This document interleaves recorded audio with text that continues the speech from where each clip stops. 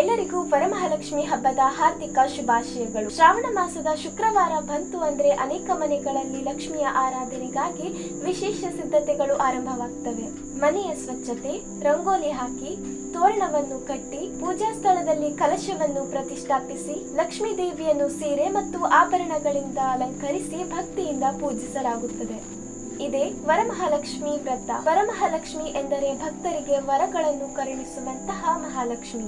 ಈ ವ್ರತದ ಮೂಲಕ ಕುಟುಂಬದಲ್ಲಿ ಆರೋಗ್ಯ, ಸಂತೋಷ, ಧನ, ಧಾನ್ಯ ಮತ್ತು ಸಮೃದ್ಧಿ ನೆಲೆಸಲಿ ಎಂದು ಪ್ರಾರ್ಥಿಸಲಾಗುತ್ತದೆ.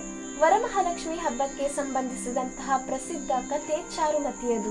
ಪರಂಪರೆಯ ಪ್ರಕಾರ ಚಾರುಮತಿಯ ಕನಸಿನಲ್ಲಿ ಮಹಾಲಕ್ಷ್ಮೀ ದೇವಿ ಪ್ರತ್ಯಕ್ಷಳಾಗಿ ಶ್ರಾವಣ ಮಾಸದ ಶುಕ್ರವಾರದಂದು ತನ್ನನ್ನು ಪೂಜಿಸುವಂತೆ ಸೂಚಿಸಿದಳು.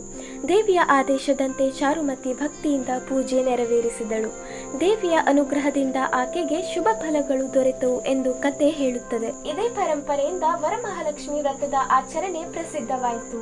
ಈ ವ್ರತಕ್ಕೆ ಶ್ರಾವಣ ಮಾಸದ ಶುಕ್ರವಾರ ಅತ್ಯಂತ ವಿಶೇಷವಾದದ್ದು. ಶುಕ್ರವಾರವನ್ನು ಲಕ್ಷ್ಮಿ ಆರಾಧನೆಗೆ ಸಂಬಂಧಿಸಿದ ದಿನವೆಂದು ಪರಿಗಣಿಸಲಾಗಿದೆ. ಶ್ರಾವಣ ಮಾಸವು ವ್ರತ ಮತ್ತು ಧಾರ್ಮಿಕ ಆಚರಣೆಗಳಿಗೆ ಮಹತ್ವವನ್ನು ಪಡೆದುಕೊಂಡಿದೆ. ಪೂಜೆಯ ಪ್ರಮುಖ ಭಾಗ ಕಲಶ ಸ್ಥಾಪನೆ. ಕಲಶದಲ್ಲಿ ನೀರು ತುಂಬಿ ಮಾವಿನ ಎಲೆಗಳನ್ನು ಇಟ್ಟು ಅದರ ಮೇಲೆ ತೆಂಗಿನಕಾಯಿಯನ್ನು ಸ್ಥಾಪಿಸಲಾಗುತ್ತದೆ. ನಂತರ ಅದನ್ನು ಮಹಾಲಕ್ಷ್ಮೀ ದೇವಿಯ ಸಾನ್ನಿಧ್ಯದ ರೂಪದಲ್ಲಿ ಪೂಜಿಸಲಾಗುತ್ತದೆ. ಕೆಲವು ಮನೆಗಳಲ್ಲಿ ಕಲಶಕ್ಕೆ ಲಕ್ಷ್ಮೀ ದೇವಿಯ ಮುಖವಾಡವನ್ನು ಅಳವಡಿಸಿ ಸೀರೆ, ಹೂವು ಮತ್ತು ಆಭರಣಗಳಿಂದ ಅಲಂಕರಿಸಲಾಗುತ್ತದೆ. ಪೂಜೆಯಲ್ಲಿ ಅರಿಶಿನ ಕುಂಕುಮ, ಹೂವು, ಅಕ್ಷತೆ, ಹಣ್ಣು ಮತ್ತು ವಿವಿಧ ನೈವೇದ್ಯಗಳನ್ನು ಅರ್ಪಿಸಲಾಗುತ್ತದೆ. ಕುಟುಂಬದ ಸಂಪ್ರದಾಯಕ್ಕೆ ಅನುಗುಣವಾಗಿ ಪಾಯಸ, ಹೋಳಿಗೆ, ಕಡುಬು ಮುಂತಾದ ಸಿಹಿ ಪದಾರ್ಥಗಳನ್ನು ನೈವೇದ್ಯವಾಗಿ ಮಾಡುತ್ತಾರೆ. ಮುತ್ತೈದೆಯರನ್ನು ಮನೆಗೆ ಆಹ್ವಾನಿಸಿ ಅರಿಶಿನ ಕುಂಕುಮ, ಹೂವು ಮತ್ತು ತಾಂಬೂಲವನ್ನು ನೀಡುವುದು ಪ್ರಮುಖ ಸಂಪ್ರದಾಯವಾಗಿದೆ. ಇದು ಪರಸ್ಪರ ಶುಭ ಹಾರೈಸುವುದರ ಜೊತೆಗೆ ಕುಟುಂಬ ಮತ್ತು ಸಮಾಜದ ಬಾಂಧವ್ಯವನ್ನು ಇನ್ನಷ್ಟು ಗಟ್ಟಿಗೊಳಿಸುವಂತಹ ಆಚರಣೆಯಾಗಿದೆ. ವರಮಹಾಲಕ್ಷ್ಮಿ ಎಂದರೆ ಕೇವಲ ಹಣ ಮತ್ತು ಐಶ್ವರ್ಯವಲ್ಲ.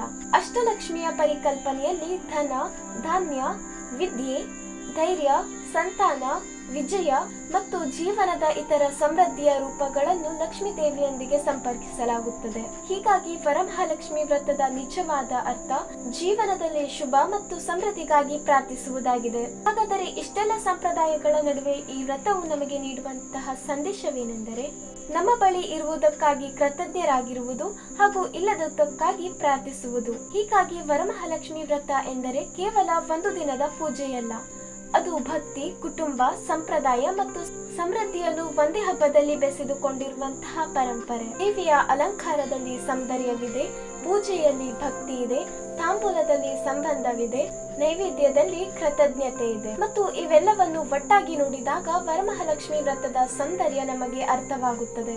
ವರಮಹಾಲಕ್ಷ್ಮಿ ದೇವಿಯ ಅನುಗ್ರಹ ಪ್ರತಿಯೊಂದು ಮನೆಯಲ್ಲೂ ಆರೋಗ್ಯ, ಸಂತೋಷ, ಧನ, ಧಾನ್ಯ, ಸಮೃದ್ಧಿ ನೆಲೆಸಲಿ ಎಂದು ಹಾರೈಸುತ್ತಾ ಈ ಪವಿತ್ರ ವರಮಹಾಲಕ್ಷ್ಮಿ ವ್ರತದ ಸುಂದರ ಪರಂಪರೆಯ ಮಾಹಿತಿಯನ್ನು ಇಲ್ಲಿಗೆ ಮುಗಿಸೋಣ.